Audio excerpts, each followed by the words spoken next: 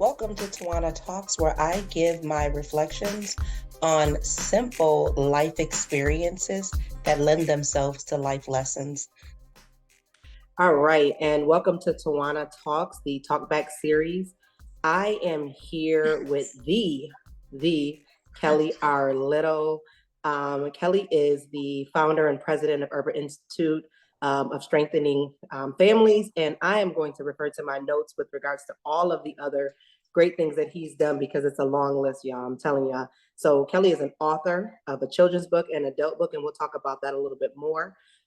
He is a youth whisperer, which I love that title as being a youth whisperer, a father expert, a philanthropist, emotional intelligence change agent, a radical self-care and healer, Savoy. He's a humanitarian, as well as committed to elevating individuals as just showing up as their authentic self without asking for anything in return.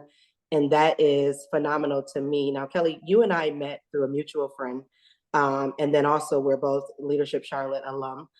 Shout out to the best class ever, 44.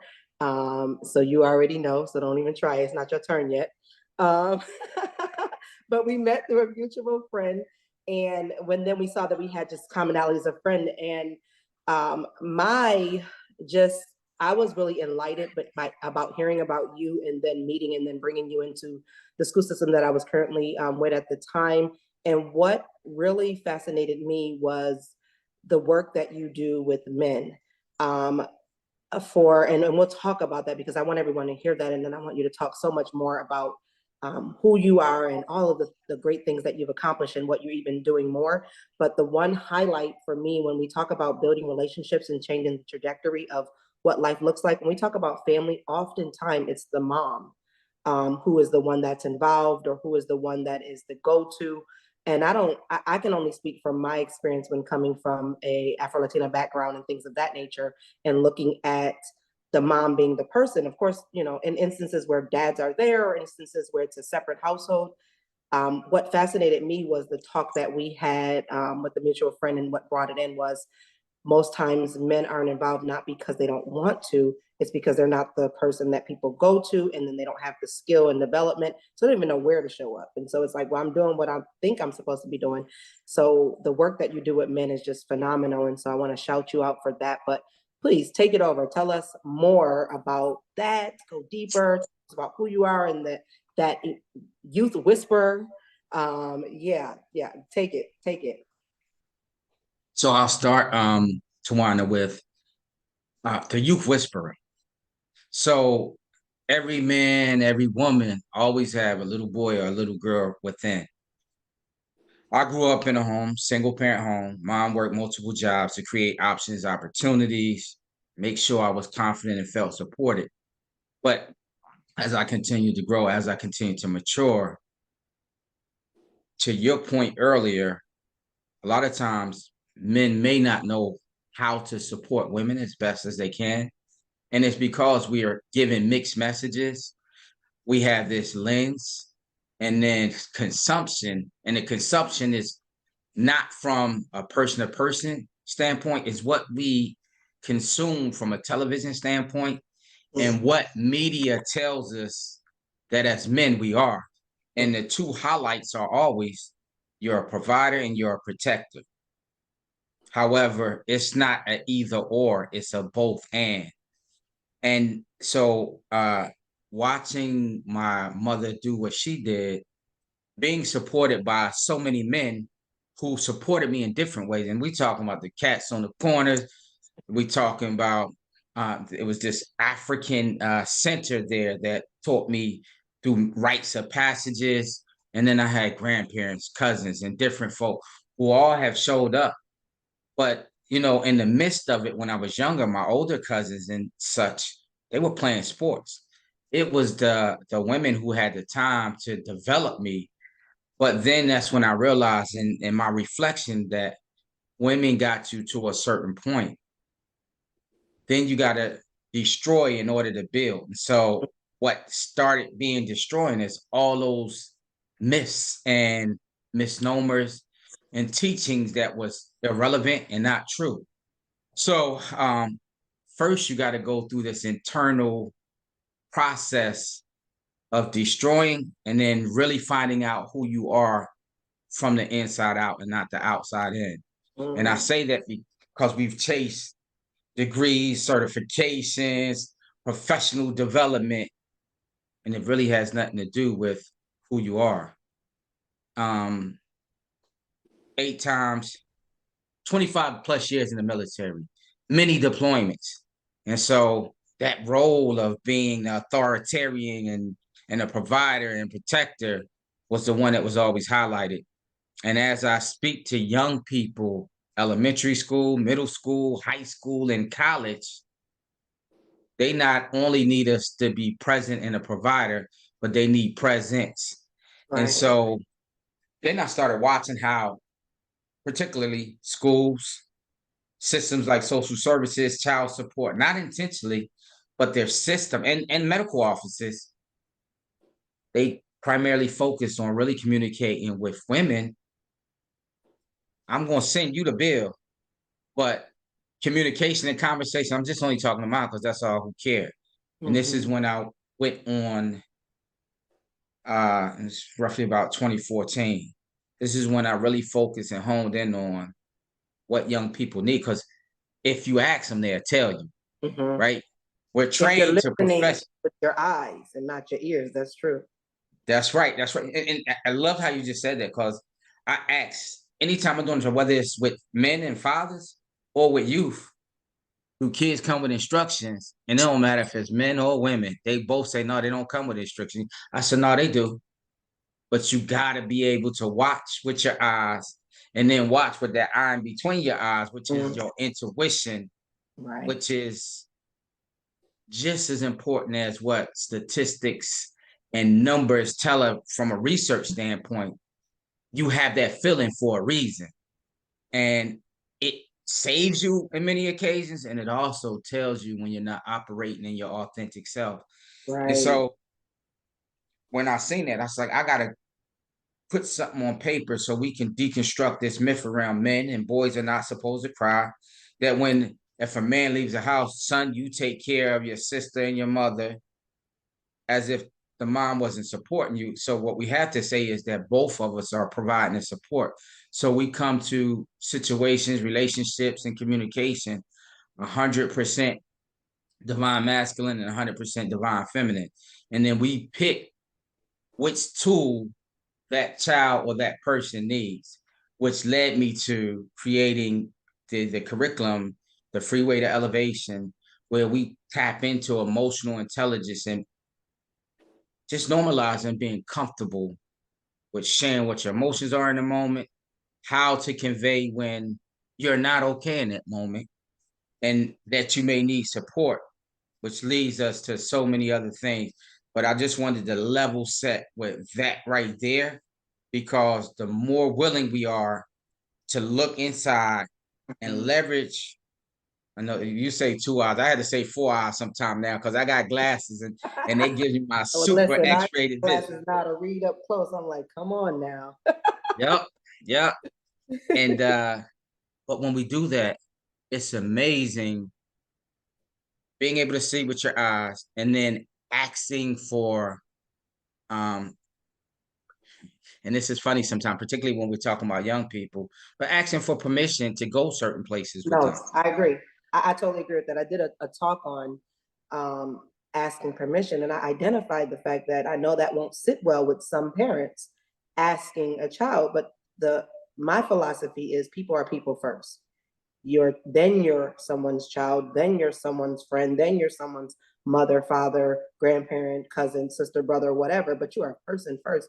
And so it is important to ask permission. Like the talk was about my daughter's artwork, and I'm like, you should do whatever, whatever. Then I was like, wait, first of all, I shouldn't say should because it's your artwork. Then I said, wait, first I should even ask if you want my feedback. Let me ask permission for that. And Mhm. that's important. So I'm glad you said that. I also want to touch on something you said with regards to you talk about us striving for the accolades and the certificates and the diploma and all those things are great. So let's not anyone misunderstand what we're saying there. But the key point that I like that you said is we strive for professional development and all those things. any professional development that I've done or I've conducted, I think that it's more profound and better received and more efficient and effectively done or done well if it has a gleaning portion, where in order for you to develop, you don't, because you don't become a leader, or you don't become the person you are today. Like, you have been becoming, like Michelle Obama says in her book, you are constantly becoming.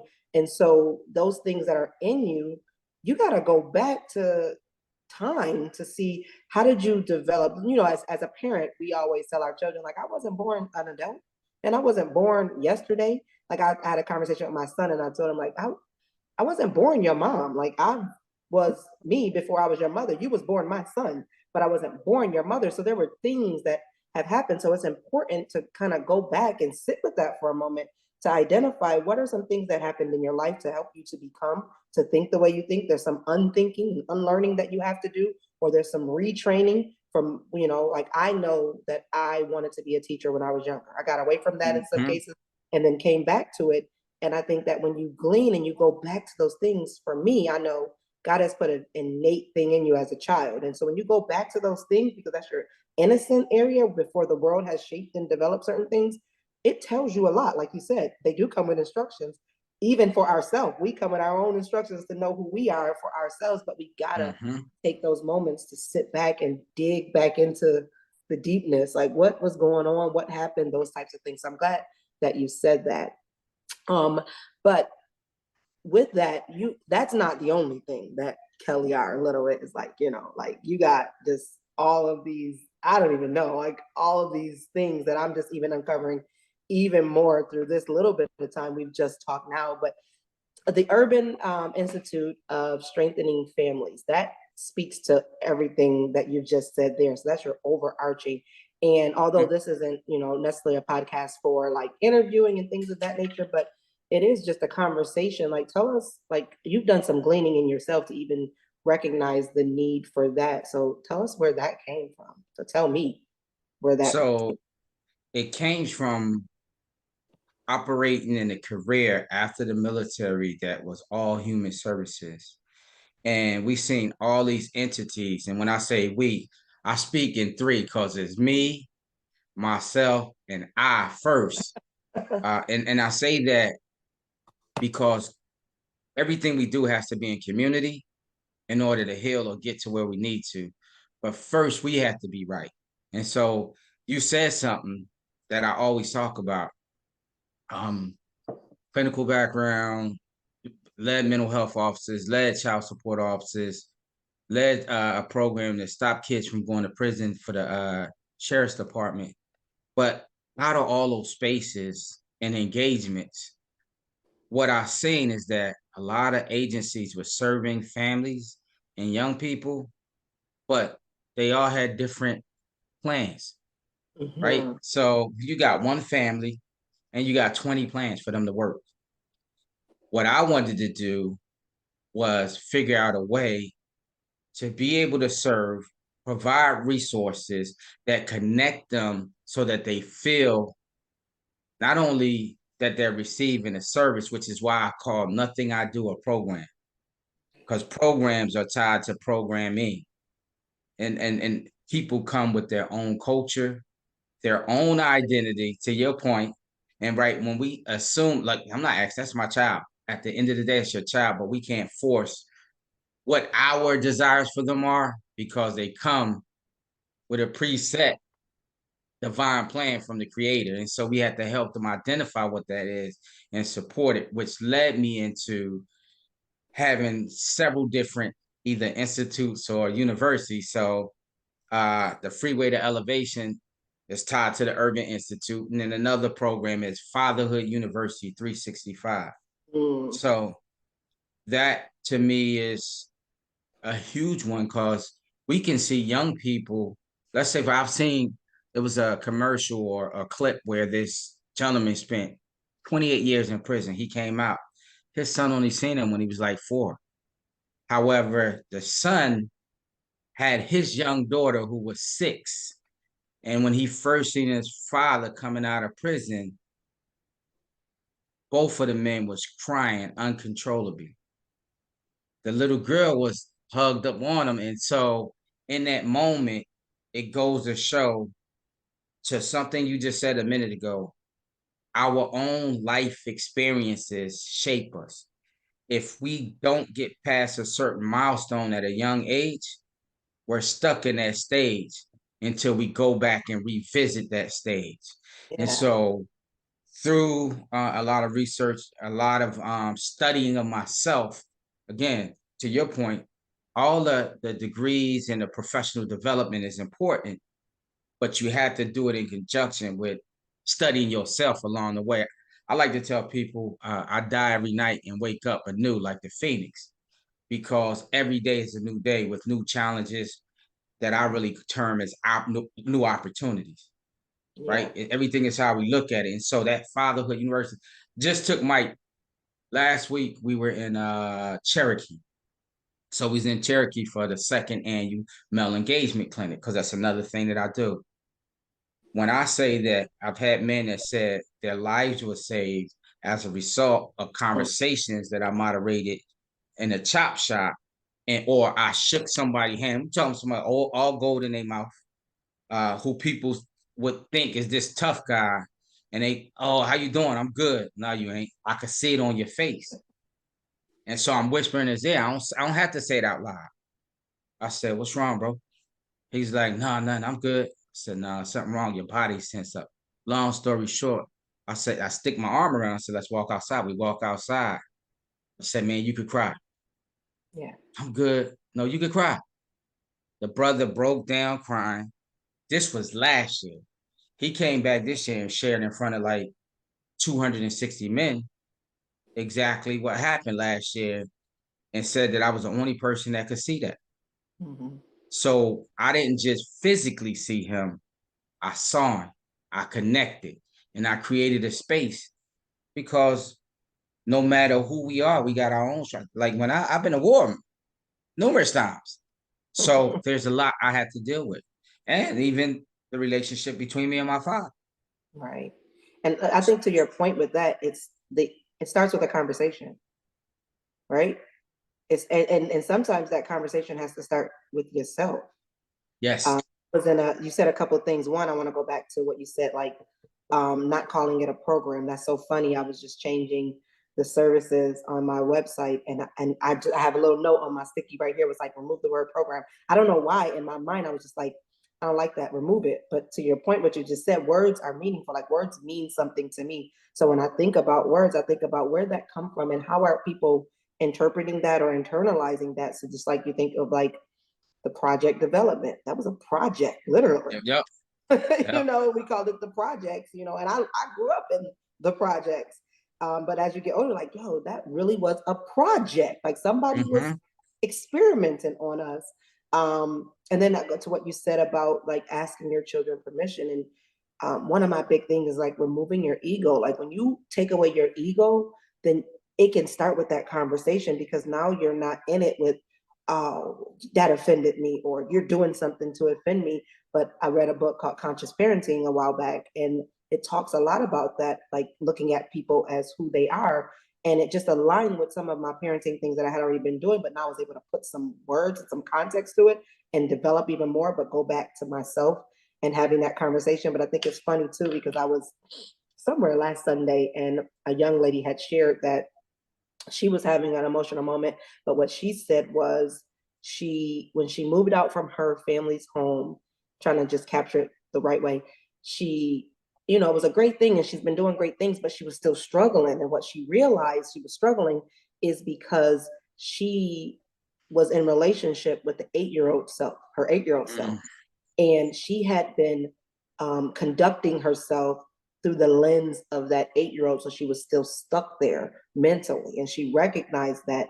And so a lot of things she was doing it as her 8-year-old self, even though she's 28 years old.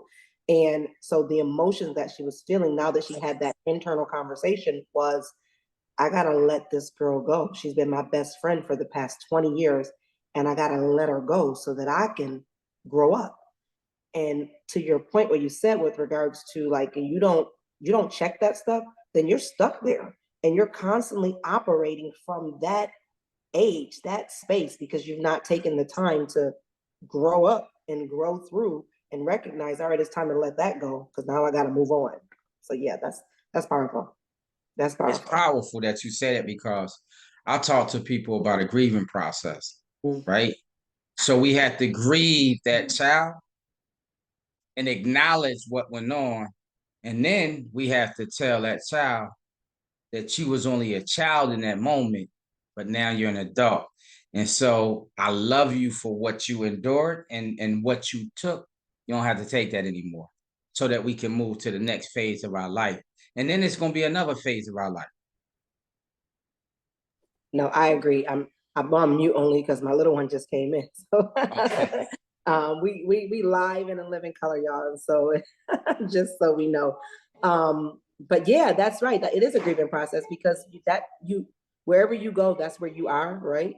And Mhm. so as you're growing up through that, you gotta be able to let that go. It is a grief because you are letting something go and being able to train and develop people to understand that it's not that that person that you were doesn't exist anymore. You just have to continue becoming, or you won't be able to grow. And so it's difficult, but it's doable. Like, growing up is difficult. So you always think about the butterfly and the metamorphosis process, from the caterpillar. Like, I feel like I tell that story. I think I tell it once a month. And it seems like every time I talk to it with a young person, it's like, oh, like, blow their mind. I'm like, how do we not think about this? But it's like the most profound example that you can use when you talk about growing up and becoming and the necessity of that process and how difficult that is. Like, if you've done any research on that, that is painful for that butterfly. However, if it didn't go through that, it would have been crawling the earth forever, die, because now it's in situations where it's really, really dangerous to be able to morph into this beautiful creature that can now soar high, areas and continue to move on from there. So I think that is one of the greatest examples in my mind, when you're explaining that process and dying to self daily, if you will. Look, so here's why I love that. The whole thing, not only are we talking about that caterpillar who uncontrollably eats everything that's in his path or her path, and then has to go upside down into a chrysalis where it's wrapped. And it's analogous to parents, right? Children are the closest thing to the creator when they're young, because you said it earlier, they don't have those worldly things that's influenced. This is why when they're playing and they see things, I truly believe that they really see things because they're so connected. Yet us in our tunnel vision, because what the world has told us, we got to work, we got to do this, we got to provide, that we moving up outside of our divinity. And so we want to, don't do this, watch this, instead of, we've given the skills at a certain age. As much as I want you to do better than me, I need to give you the lessons of the mistakes I made, but then I need to allow you to make your choice, because I want them to be better than me. But look at where you're at. And so because we gave the lessons, we just got to trust that the lessons that go through. And the other thing to that is, I know for a fact that, all children in the world at some age leave this earth, go outer space because they lost their mind, but they come back, They right? done lost their mind. But they always come back, right? And it's based on the lessons we taught. They Yeah. just that's their chrysalis phase. Yeah. They flipped upside down, and it's developing them to be the person whom they supposed to be, because now it gives them the opportunity to apply the lessons that you've taught and that you've ingrained in them over the years. And that's one of the easiest things, because now when they make their mistakes, my question is, why you do that? My question is, okay, what was your thought process? Right. Uh, Talk to me about it. Would you do it again? And what did you learn from it? Because we're so focused on the failure that we forget that we don't get the brilliant things without the failure, because the failure is the autocorrect. You was going left, you probably should have been going right. Right. You Right. was going fast, you might have should have been like the turtle and being very slow. because a turtle, although it moves extremely slow, is one of the oldest creatures on the universe. So it doesn't matter how fast you move. If you want to go fast, you go by yourself. But if you want to go further, you go collectively. So back to the community and the village. No, I agree with that. And I think about um, the whole concept of like, we teach and develop children and we give them, guidance and instruction. And a couple things to your point is when they make a mistake, it's a mistake, even the intentional things that they do. I always look at it when I coach parents, I always look at it as that's some data, that's qualitative data. When they've made a mistake, that tells you a gap. So that teaches you how to address that area. So like I had a parent, where her children went to a sleepover and they didn't do anything that was deadly, thank God. But there were things that they did that she would not have approved of with regards to leaving the house late or whatever. And I said, well, that's data. So now you either are going to reconstruct how they sleep over, or you're going to now reconstruct your conversation of importance, like how important that is. Of course, there's a consequence because they know better, but in some cases, do they know better? Have that conversation to see if they know better, first of all. And then I think about, like when you said, we give them instructions and we give them guidance and things of that nature. But one, we cannot put children into these pseudo superhero modes to think that they're never going to make a mistake, because we're adults, we make mistakes. Why do we think they're not going to make mistakes? And then the second to that point is we teach and guide them and then we send them in the world, but we have to remember we're not the only people raising our kids. So the things that you've taught and you showed them, they have other exposures, good, bad, and indifferent, other people that are teaching and they're learning things from. So they're pulling things from the world, but then also they're growing up in a different generation. We have different generations for a reason, and that evolution process. And so the things and the tools and the tips that they pick up, we have to be able to trust, and this is going to that conscious parenting, trusting that we're teaching our children well to take what we have as a piece of a tool to also take what they've learned and what they've experienced and then make it work for them. Like I grew up without computers became a thing in my childhood. Now the things that I teach my child, I'm teaching it from a lens of when computers didn't exist. Even when I was in the classroom, it was like I need to teach children how to appreciate what they have because they don't know because they never grew up without it. But then also learn what they have. How are we doing that? So we can mesh the two because that's not going away. But we have to understand that they have smart ideas too, if you will. My daughter talked about that. Like they have smart ideas too. So how can they put the two together? And we got to be able to be okay, removing that ego to be okay to for that to happen. See, I love it because before I go there, let me say this because you got your PhD from where? University of Phoenix. All right, and so you got your second PhD from UOL, right? And so for y'all that don't know, University of Life, right? Right. You talk the school and the learning place is exposure and experience. And when you talk conscious parenting, I love it. And this is why I love it because we consciously move for a period of time.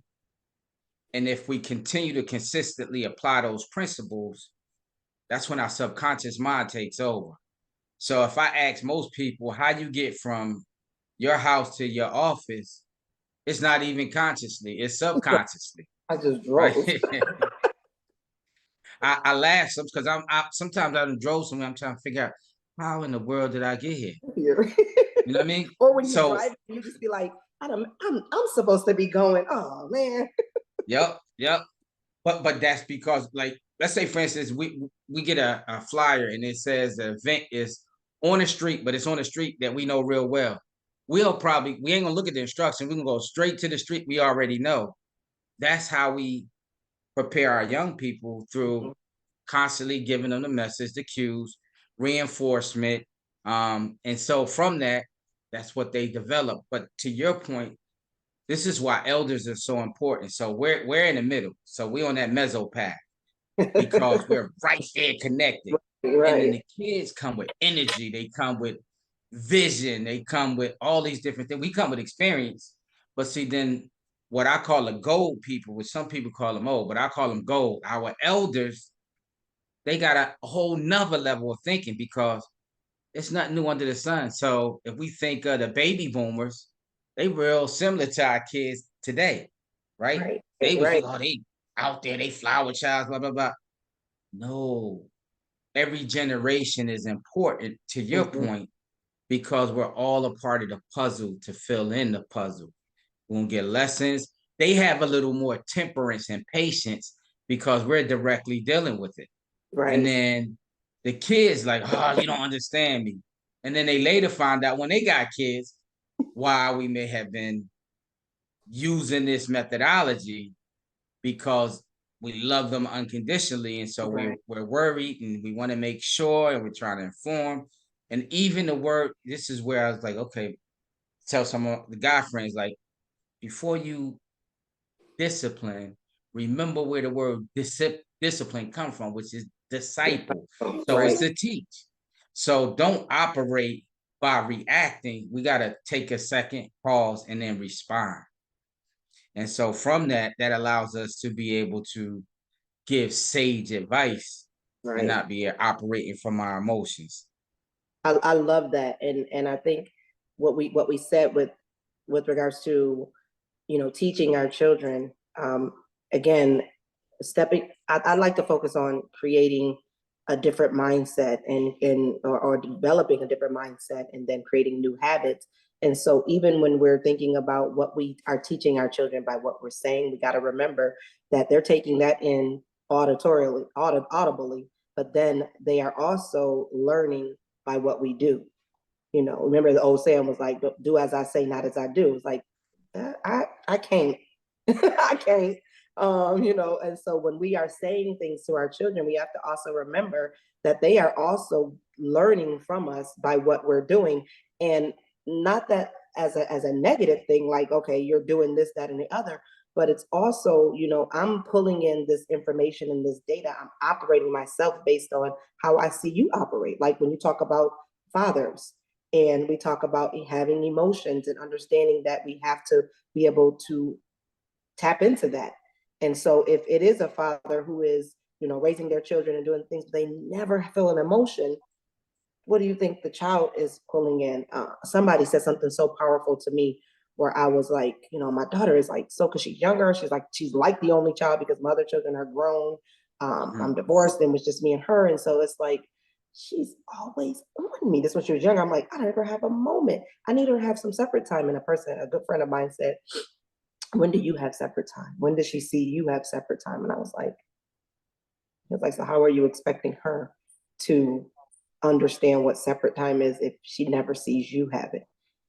And so then I had to change my mindset and develop a new habit of, let's incorporate some separate time. You can see how important it is and valuable, because she didn't realize that her frustration was she was just as tired of me as I was tired of her. But she didn't know that. And she didn't know that to be normal. So she wasn't like, I can't be tired of my mom. I can't want to not be next to my mom. That's not normal. But I wasn't showing her, like, no, it is normal.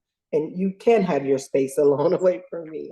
So I think that's funny. But yes, them learning by what they see that we do, and then going to that whole factor of, it's an ecosystem. This Yes. at this time that we're in right now, this is one of the only times that we've had every generation working in the same spaces, from baby boomers to the I don't even know what this new generation is called, Right. Right. but they are all in the same workspace. That has never happened before. And now you're like, oh, oh, and being able to realize everybody has something to learn from each other because it's an ecosystem of survival. It's interesting that you use that word too. One of the blessings that I see, particularly from this younger generation, the last two, is that they've realized that a lot of us may have gotten on board after COVID. This is something that I've been pushing. Like, we have this intellectual property. Our property, which is here, helps organizations to thrive. Yet, but when we work in certain organizations, we're just surviving. And to your point, if I'm just working and I'm working 60 hours, 80 hours, and I'm never prioritizing any time on my checklist for self-care time, I'm literally grinding, which is one of the terms they use, but grinding is the depletion of something. Because in order to grind, you taking away something. So as you navigate that space, like, nah, mom, I'm not doing that. Dad, I'm not doing that. Like, they understand the power of technology and the fact that you can be globally. I ain't talking about stateside or nationally. I'm talking Right. globally, Global. and be able to generate multiple streams of income for myself just due to some of the injuries from the military. Although I had this nonprofit, I realized this was created to create transformation and to create the understanding that young people can do whatever, but it's a lot of time in there where I had to prioritize some of the physical challenges that I face as a result of that multiple tours in the military. And then even being around horses, because horses provide a healing environment for me. Gardens provide a healing environment for me. And as we talk about our young people, to your point, here's the other thing. We said exposure and experiences, the teachers, Powerful. the children and the fathers and the mothers, that's our curriculum and that's our data.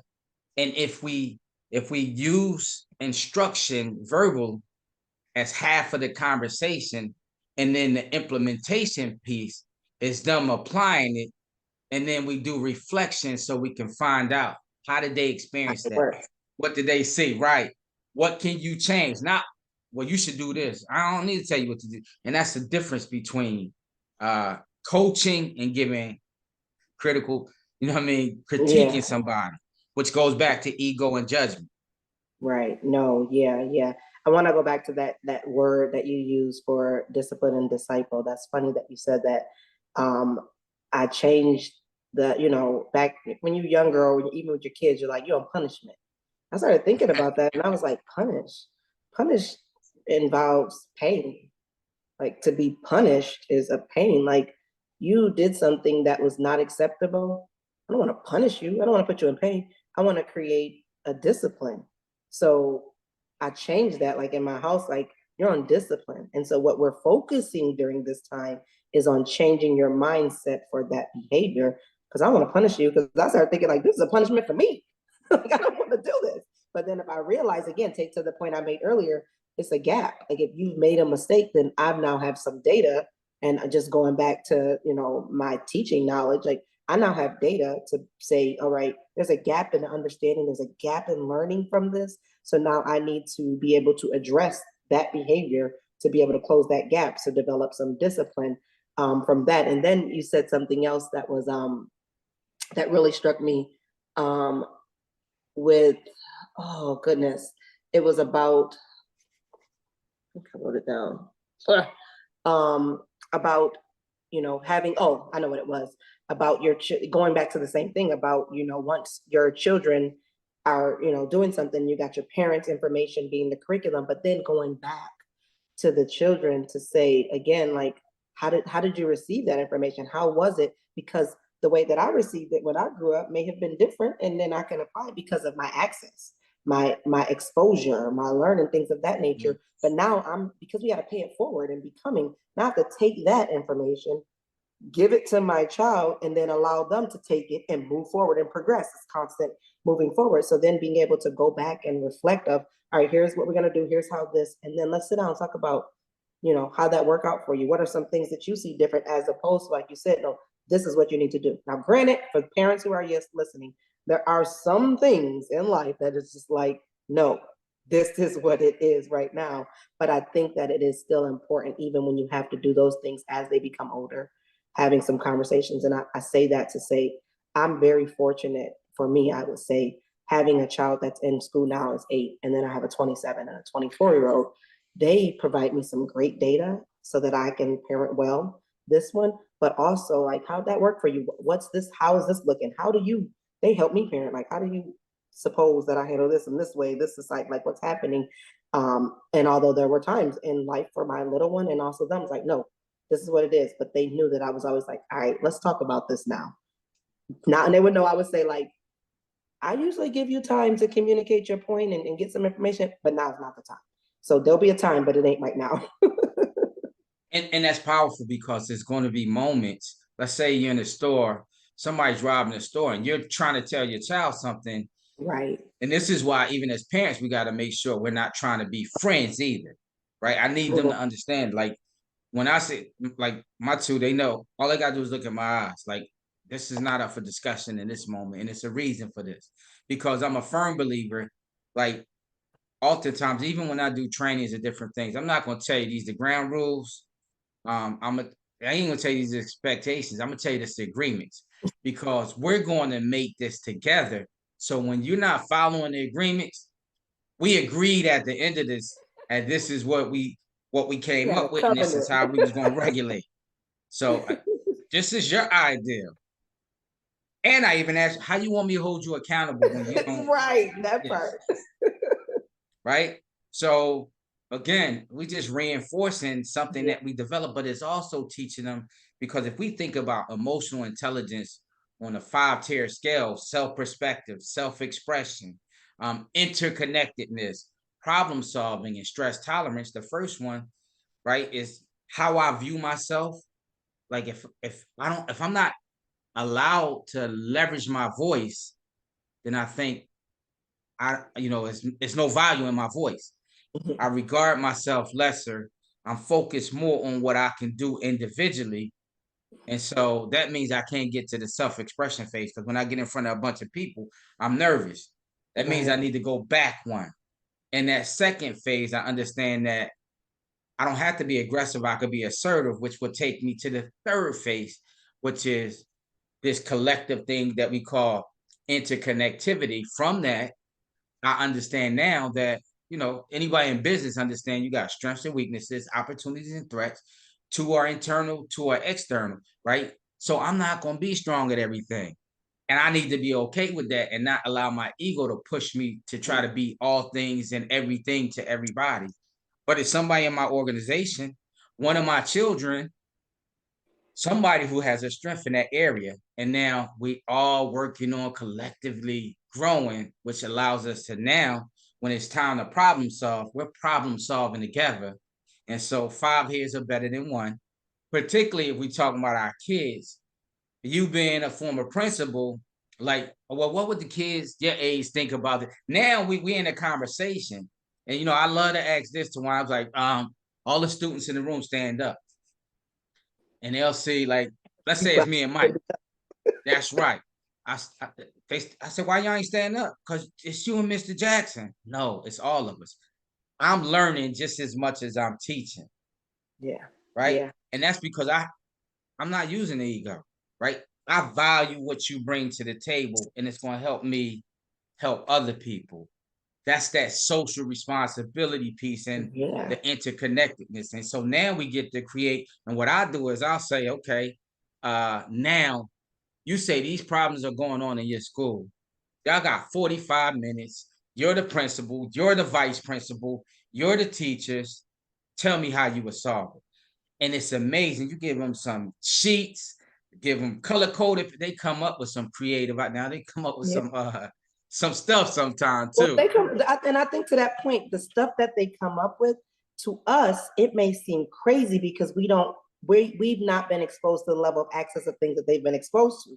So sometimes, like to that point that you made, first of all, it starts with a conversation, and then going to that point of you have all generations now working in a workspace, and then even going to the strengths, the weaknesses, the opportunities, the threats. When you look at that, that's just strategic planning. That's where you can see, all right, if I know that these are areas, I can identify people and place them in positions where they show up in their strength. And so when you get into a room and you collaborate like that, you're like, all right, I need you to, in a perfect world, think, I mean, in a world where you can do whatever, think outside the box. And then you pull those things in, you're like, I never even thought of that. How can we make that work? Because now you recognize that what you deemed on your SWOT to be a threat, you have somebody on your team that has a strength towards that to be able to close that gap and make Mhm. and make it such a powerful dynamic, because your perception is your reality, right? So what you perceive to That's right. be a threat, that's a reality. But that person, if they did the SWOT, they would have perceived that to be a strength. And you're like, oh wow. this works. And then going into what you said, like having that conversation of, you know, there's a time, there's a place, we're gonna, you know, let's have an agreement, let's have an understanding. So I also was an assistant principal, where part of my job was developing the culture and the behavior and things like that. And I'm a strong believer of understanding people. And so I would have conversations with the students. I would have them to understand. And one of the most profound moments of that was, um, they had to be on two different campuses. One campus was with the young people when they got on the bus, and the other campus was their campus at the high school. And they were constantly getting in trouble on the campus with the young people. And I'm like, all right, there's a gap in this. We need to have a conversation. And after having that conversation, what was understood for me was, y'all have two different perspectives that y'all don't understand and y'all don't know. And so it's kind of like when you watch a movie and you, like, I don't watch these type of movies. Let me just put this out there. I get so upset. If I'm watching a movie and I know the background information and someone's walking into a situation, they don't have a whole story, I'll be like, oh, I know they about to, I'm turning it off. I just be upset, like, because they don't have the vantage point I have. So I had to give the students that vantage point. I said, okay, so you guys are not seeing the big picture. Let me help you understand. You know, on one campus, your responsibility is role model and safety. On another campus, you have some freedom and, you know, in that area. So helping them to see that once we did that and had that conversation, that gap was closed. They knew the assignment, right? They knew the assignment, so they knew what they were supposed to do. Because again, I think it's so strong to be able to recognize in parenting and leadership and whatever, is perception is reality. And so if you can identify what the perception is, because I'm operating in one space, they're operating in a space. If you can identify what that perception is, then you could be able to close the lines and the gaps of communication. And I think COVID really, really helped with that. Now that you were able to be in the spaces and the places of people's homes, when I had conversations with my staff during that time, it was, we are the only people that see out the eyes that we see. So what I see, and I'm speaking matter of factly, but for the person who is seeing it too, they may not see it the way I see it. And I can't say I'm more right than they are.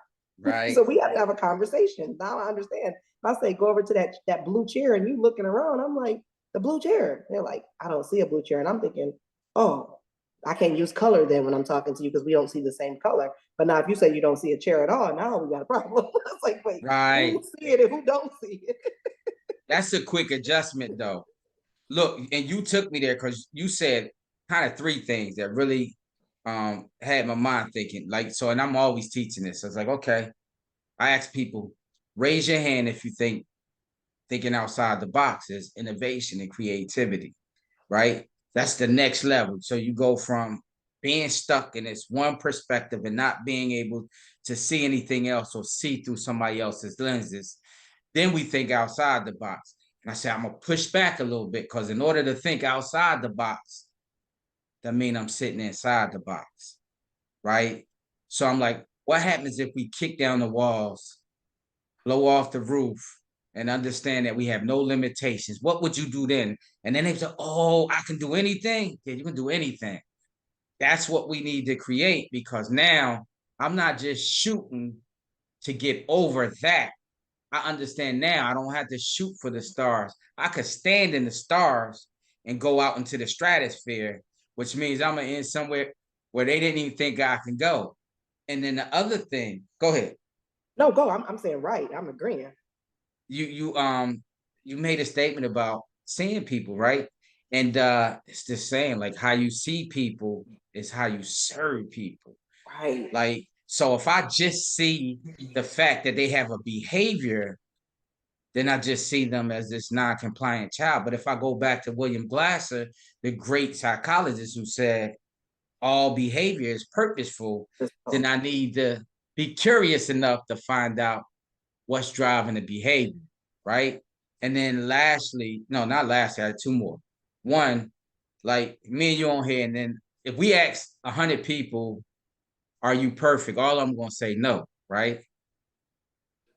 Which boat would you be in? I don't know now. Well, tell now, me what your now you initial ask thought it would like be, though. now you ask it like that. I don't know how I would answer now. So I'm gonna mess with you then. Okay, let's do this. Let's take the word perfect, right? Um, to religious or spiritual or Spiritual. none. I'm gonna answer your question though. I think I'm gonna answer your question. I'm perfect for who I'm supposed to be. Indeed. Indeed. And I'm going to call you perfect, period. And I'm going to tell you why. What's the opposite of perfect? Imperfect. And I ain't that.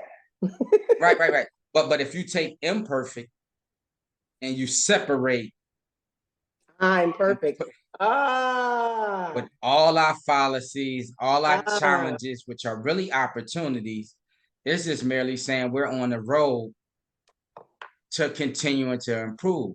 Like perfection isn't not having a flaw, because we all do. But you outswam 1,000,000+ sperm cells to be here right now. right, So you're perfect in the thought that the creator one don't make no mistakes, exactly. right? And then number two, there's only one Tawana Wiggins. Right, exactly. So you're perfect from that package, right? And then I can't say anything without speaking about the late great ancestor Maya Angelou that said, people don't care about what you say, they don't care about what you do. Make them All they feel care about is how you make them how you feel. made them feel. Yeah. If you tap their heartstring, then you can get to their brain string, and they understand that they can accomplish whatever they put their mind to Man, within the scope of what their gifts and talents are in this universe. yeah. So, like when you start talking to young people like that, and so this is why we start with young people and grown men that's fathers from a space of first, you got to first give me like two things you grateful for, right? Because it grounds us. Yeah. And then we're going to talk affirmations, because that don't tell you what you're capable of. It tells you who you are. And that's one of the role of fathers. And that's what we teach in Fatherhood University 365. You're you're a provider, you're a protector, you're a nurturer, you're an educator, you're empathetic, but most importantly, if we go back, and I'm gonna take us back to our days growing up, in Roots, Kunta Kinte held the baby up and he affirmed that baby and Mhm. what his talents, his gifts, and his skills was, and how he was going to be a blessing to the universe. We Right. speak that into all our children. If we do it daily, they will manifest those thoughts because they have self-confidence. Back to what you said just a little while ago. Now we change their whole trajectory, because can't no outside influence come in and tell you, you know what? You don't need to try to come here because you're not good enough to be. Oh yeah, I'm good enough, and I'm gonna have your job in X amount of years. So Hmm. keep doubting me. Yeah. Yeah.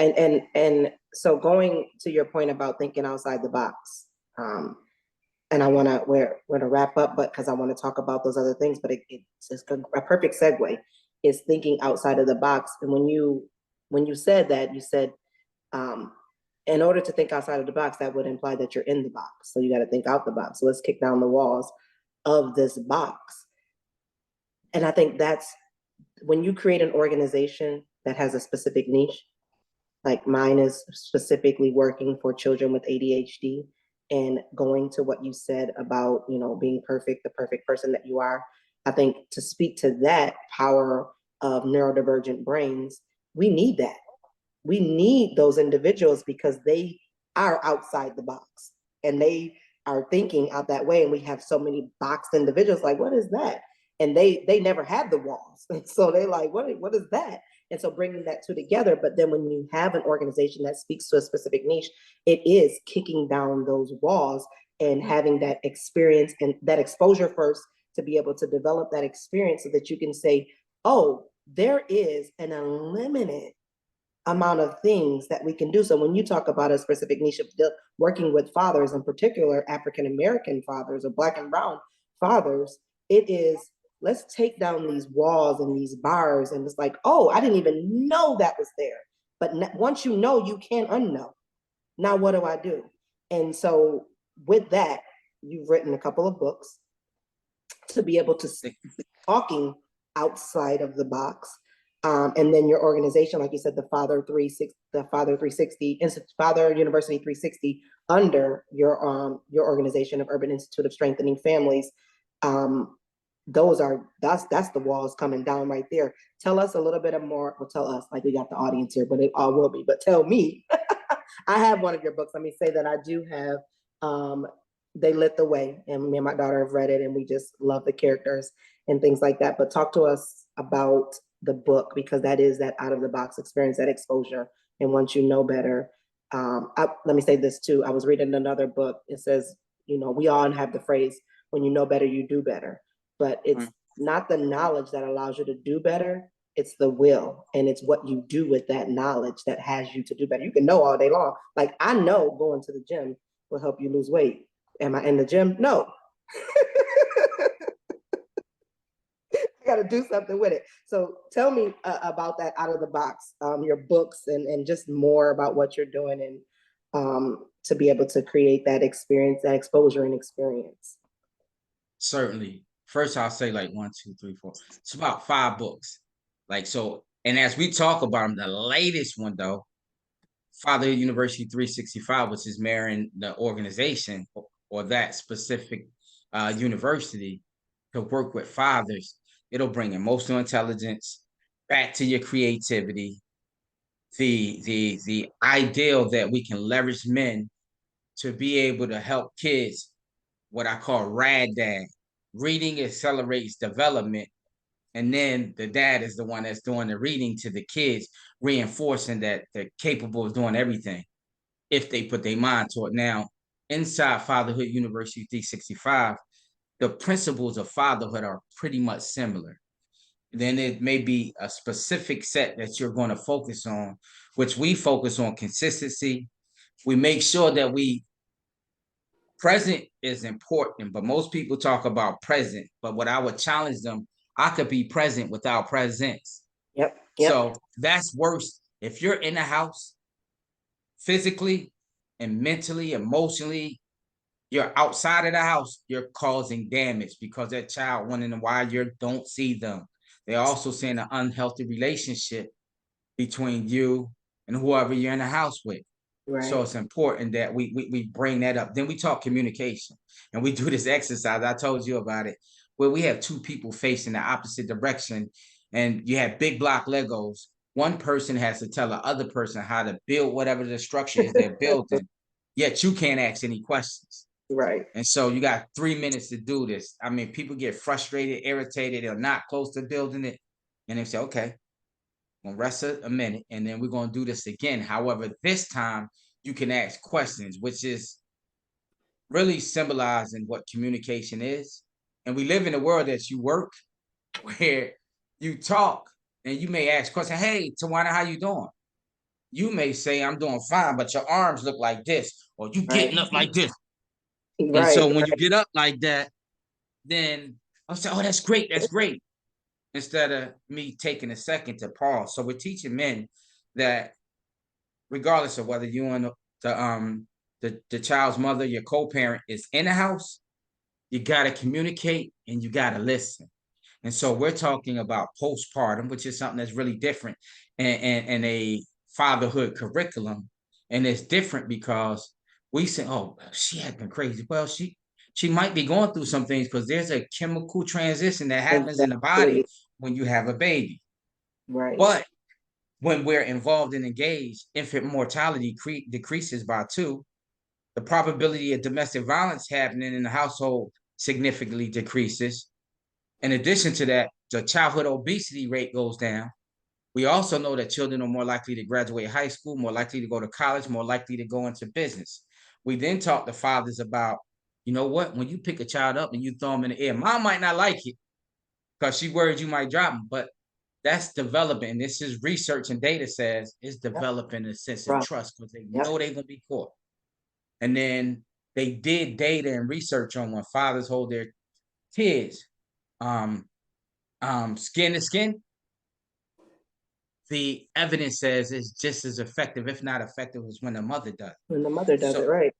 so teaching men these things and how to do the diapers, but the most important piece, because all the other elements are kind of the same and similar, except the postpartum, the breastfeeding, and some of those things. And then the bigger piece for me is how do I provide a support system and help you break down your walls around we got to grind, men don't cry, all these different things. And I watch. All you got to do is put us in the room. The right person moderating, having conversation, they let their guards down. And I tell them this ain't a safe space, it's a brave space, Hmm. because safe will help you to be complacent. If we're brave, you're okay with me challenging what you shouldn't be doing. And we should be challenging each other. Right. And can read testimonies on what we've done in Fatherhood University 365, literally in the last 2 weeks, 6 keynotes, Mm. right? And in doing them, men talk about being seen, being in a space with other men. You'll hear some say, I don't need to be loved. But at the same time, I'll hear that. And then later, he told me, I mean, I thought about killing myself. Right, right, right. Right. So what's that And, there? right. And you may feel like in that moment, you don't need the love, but really you do. And then when we break it down and we start having additional conversation, you're sharing stuff about previous relationships with your father, and you're breaking that cycle with yours, but you're still mourning the past trauma. And what I try to tell people, like, one, we're gonna work on that, and once we work on it and get through it, like, I know we teach people to use the past as an indicator to go forward, establishing SMART goals. But a lot of times, as men or as adults, period, people are wanting us to focus on the future, the past. If I focus too much on the future, that might create anxiety. Right. If I focus too much on the past, that might create depression. Hmm. Your brain can't do two things at one time, which means if I focus on right now and what I'm supposed to do, those other things, they'll slide away. Now, I'm not saying we still had the goals and the strategy and the tactics, but we don't have to focus on them. Once we put the goals in place, how we get there is based on relationship, understanding people, knowing how to network. And this is that whole journey. In addition to that, I always, again, still with adults, gratitude and affirmations, and leveraging the power not only of the collective, but our elders, because they're Hmm. not old, they're gold. And so Right. when we leverage the lessons that they teach, we ask for approval. The young kids are seeing this approval that we're creating, but back to ecosystem that creates a legacy. And now going through this, and this requires some time for us to take grown men through rites of passage, because I can't have you take a kid through a rites of passage and you And never you have been through been one. it. Right, right, right. And that's what Fatherhood University is doing.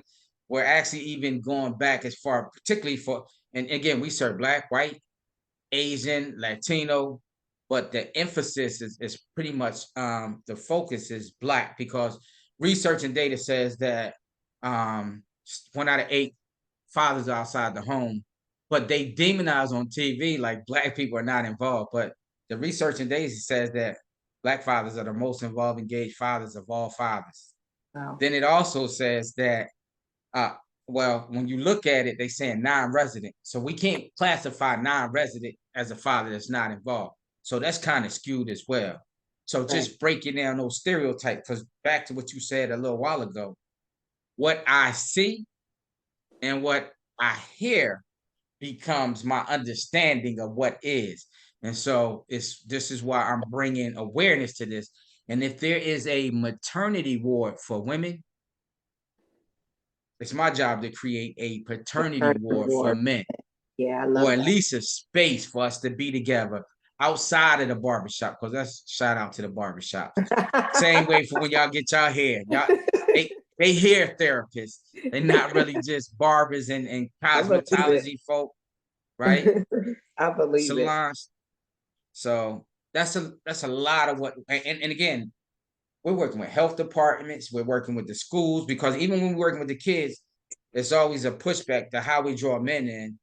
And then men through the court system, whether it's social services, child support, we are building an army to really normalize two-part engagement. And my focus is to release some of the tension and the weight of what women carry, so that we really get back to a family environment. Kind of like in Europe, you go home for lunch, you might take 2 hours, take a nap, they might drink a little glass of wine. And fathers, which in the United States is taking its way, now get paternity leave, right? Yeah, yeah. Um, Yeah. And we got to normalize all that. But you're absolutely right. And going back to just, I think what's the overarching of this is it starts with the conversation. You brought up a great statistic about providing that support and that understanding, and it decreasing the immortality rate of children, but also decreasing, the one thing that struck with me was decreasing domestic violence. And that starts with the conversation of understanding. And I think one of the points that just stuck in my mind, through an emotional intelligence book I read, understanding, that whole phenomenon of, men are from Mars, women are from Venus. That's not just a funny phrase. Like, that's true. When we start thinking about I was a science teacher for many years, and psychology is my undergrad. And so I'm fascinated by how people interpret and internalize their environments and how they show up in them. And so getting a true understanding and of how men interpret information, and how women interpret or internalize information, especially when it's something that's hard hitting. Like, for women, it goes straight across the cortex. And so that's why we want to talk right now. Like, something wrong, I want to talk now, right? We want to settle this now. But for men, it travels from the front to the back. So it takes some time. They're processing. So it's not them being defiant or being reluctant to talk. They haven't gotten it already processed yet on, because they're trying to strategize and all the things, but it's taking some time. So when we think about that from a grown man's perspective, so that frustration can happen because some information and come to me, I don't have that all the way processed. You're forcing me into something that I don't. So I'm stressed out now. I'm aggravated. And so then you have your cortisol levels have shot up, and so now you just acting out of straight pure emotion. And so we think about young men and young girls, and you get into the school systems. You have to know that. You have to know that, one is going to behave and act in a different way. And then you have, again, your hormonal levels that are changing throughout the process of just growing up in life. Those things are just important. So when you talked about how certain things decrease when you're building on communication, I think that portion of the building of communication is also understanding how people communicate. So that one process of, you first do it without conversation, building those blocks without asking questions. So not having the second part of the conversation, but then you add that important piece. And my son and I were just talking about this, like, to communicate, that's that conscious communication. In order to communicate, you have to have some talk back, which started this series of talk back, taking that stigma of talking back being wrong, of no, talk back. If you do it well, it's good, because then you open up the lines of communication. Ask me some questions. Let me ask you some questions so we can get a better understanding, on how you receive information, how you perceive the world that you live in, and so that we can coexist and make a better world. And I'm so grateful for what you are doing in the lives of men, because that's, like I said, I'm spiritual. And so I think that men are the foundation of the family. And so having the foundational portion being worked on, so you create a better structure and a stronger structure for families. And so thank you, Kelly, for doing that and for allowing God to use you in building that. And I think you're doing a phenomenal job at it. Thank you. Thank you. Let me say one thing that you said really stands out. Like, you gave the scientific reason why. I forget which one Mars and which one from Venus, but Men, all uh, M is them, men is from Mars. okay. All right. So men are from Mars and women are from Venus. I love it. The same way when we talk about diabetes and being predisposed for it, right? Because it's in our DNA. But then the other thing I would say is what delays it even longer. So you got that piece that's happening. And then what do we teach though? You know what I mean? So if I'm exposed to somebody and this is how they always react, that's being modeled, and that's what I'm being taught in that moment, how to react and how to process that and whether or not that's right. And so going through these things, this is what really pushes us in that position to just operate just from that perspective. And so then we get to globalize it from all that perspective.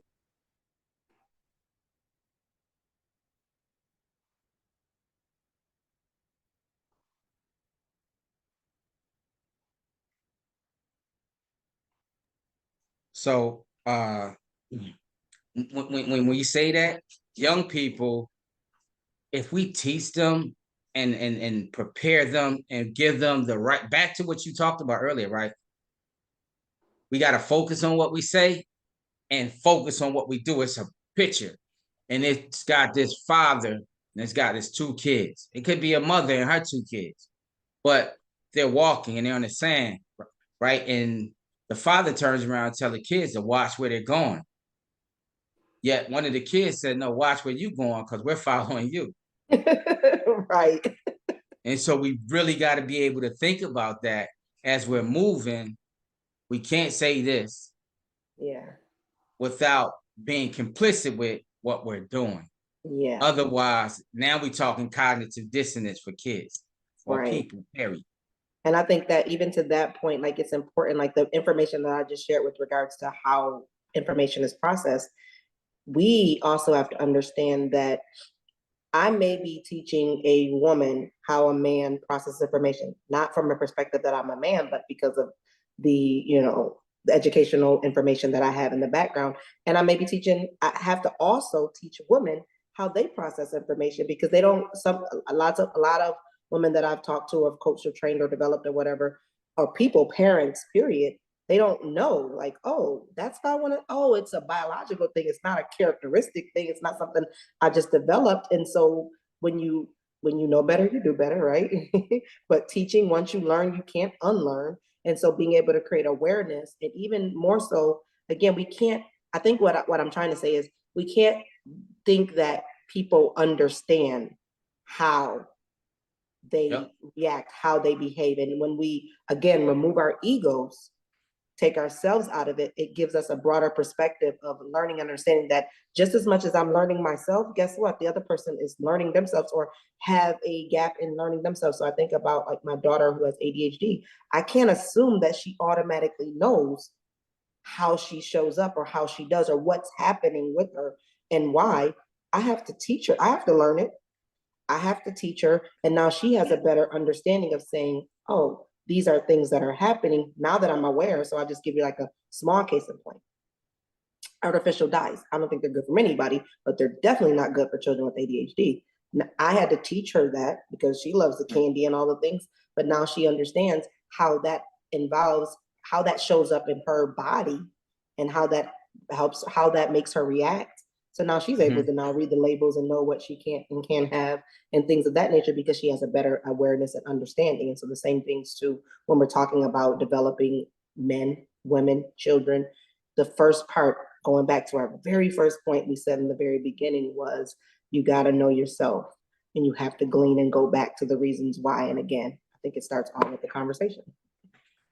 Look, I love, and your marketing person is loving you right now because you get that start conversation. Um, when we look at everything you just said, right? And we look at understanding and knowing who we are and how we show up. The other thing is, and if they don't glean anything else from this conversation, is those conversations and teach back. For instance, I tell young boys, like, 30 seconds can cost you 30 years, right? So don't react, respond. And here's the difference, because I can't assume that they understand, or I can't assume that what's normal for me was normal, because what was normal for me growing up, where I grew up at, it's not normal for everybody else. And so everybody come to the table with their shared experience. This is why most time you see me in any space, I'm a talker, but I watch first. I'm listening, I'm observing. And I said in the beginning, you talked about those dyes. Consumption is what we see, what we hear, and what we eat. So if I'm eating, for instance, kids get diagnosed with ADHD, nobody asks them what you eat for breakfast this morning. Because if you drunk some Kool-Aid and some Captain Crunch cereal, you're gonna be off the chain. You're done. It don't matter what medicine you had, you are done. And multitasking, if we look at multitasking, it's the same definition as ADHD if you look in the DSM-5. So again, that awareness piece is extremely important, because what people do, they'll tell you who you are and it's not who you are. But if they do it enough, you may start to believe something that's not true. No, And that's that's what get us distracted. yep. Yep. I believe that. And I totally agree with that. Again, being mindful. So that, I think that comes with training as well. Being that affirmation piece, like you said, affirmation piece, so that if you already have embedded in you and who you are and what you're capable and taking down those walls of that box. Now, when someone comes to you and tell you something different, you're like, that don't sound like what I already know, what's already put into my DNA. So that's not true, you know, and we're bombarded constantly with things out in the world that says this and that and this and that every day. But I think it's important, like you said, starting with that gratitude piece and that affirmation piece so that you can combat the external things that are going to tell you something different, the external pieces of your exposure to the internet, the world, all the things, and thinking about our children, like we're not the only people that raise them. But if we are starting in the home, when they get out to the other people who are, they are exposed to that have a hand in raising them per se, then they're going to be able to recognize, like, wait, that ain't, you said I'm weak. That ain't what I know. That's not what I heard, you know, and things of that nature. So I think that that is powerful. Do you want to leave any last minute pieces of information? I think this was great. I think, and this is a conduit of teaching and bringing awareness to individuals. And this will be a powerful message for someone. And I operate on the just one. If it's just for one person, then I know that it's not in vain. And so I can say that we've met our goal because it definitely helped me, and I'm just one. So, couple things. First, start with learning who you are. Believe in yourself. Prioritize being grateful. And I say that one, scientifically, they say it adds 7 years to your life. But the other piece too, it brings you back to the many things you can be appreciative for. And it really allows you to stop focusing on the one or two things that sometimes we tend to over exaggerate that's going wrong in our life, because it allows us to look at the two and do a comparison. And then lastly, just in this, I don't know, 45 minutes or so conversation, because this is my good friend, this is the first time you're going to probably get this. In the realm where world holds sway, a conversation starts to play. Two souls intertwine in dialogues dance, embarking on a poetic chance. With every thought, a spark ignites, a symphony of words take flight. Ideals intertwine like vines on the wall, growing and blooming, standing tall.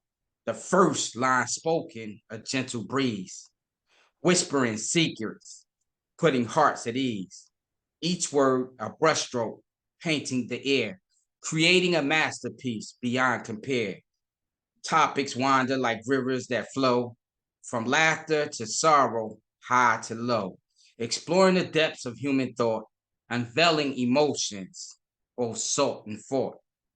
Through twists and turns, the conversation weaves like a tapestry where truth conceives, ideas collide like stars in the night, illuminating minds, shining bright.